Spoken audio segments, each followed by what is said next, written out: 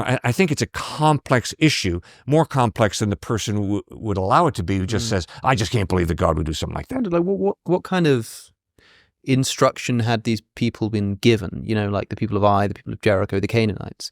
I mean, did they have Jewish prophets coming to them and saying, you should repent of your ways? Or were they just sort of expected to work it out on their own? Fascinating question. I'm not sure. I do not know. Obviously, they have consciences. We all have consciences. Yeah.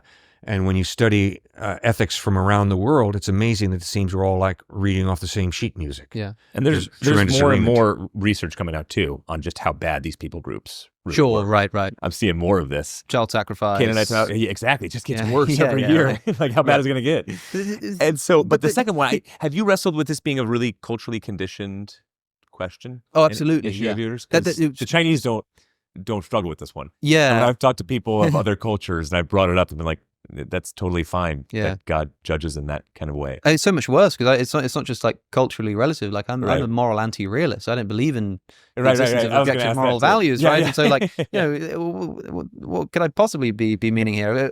But I don't wrestle with it because my job here isn't to say that this is wrong. My job is to say something like what Lincoln said of slavery. If this isn't wrong, then nothing is wrong. If there is such a thing as objective morality, I find it very. I mean, look, we just condemned the Canaanites in part for they were killing children.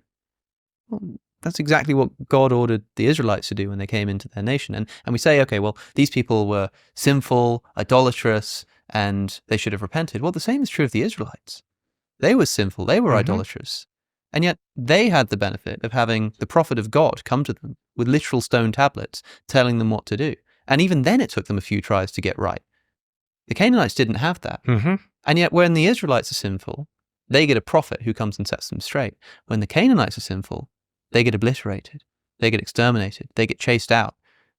Just the same way the Israelites were at first the hands of the Assyrians and then the Babylonians. True, but it was wrong for the Assyrians to do that. It was wrong for the Babylonians to do that. Yeah, but the Old Testament insists that was part of God's judgment on the Israelites for them doing the child sacrifice, temple prostitution, idolatry. God, so it's God's. It gets back to, does God have the right to judge? Yes, he judged the Canaanites, but then remember, a few hundred years later, he judged the Jews, first at the hands of the Assyrians and then the Babylonians. So I wanted to talk about the hyperbole thing, right? Because maybe we're not talking about killing everybody, maybe... Well, obviously not, because they were occurring in the next book.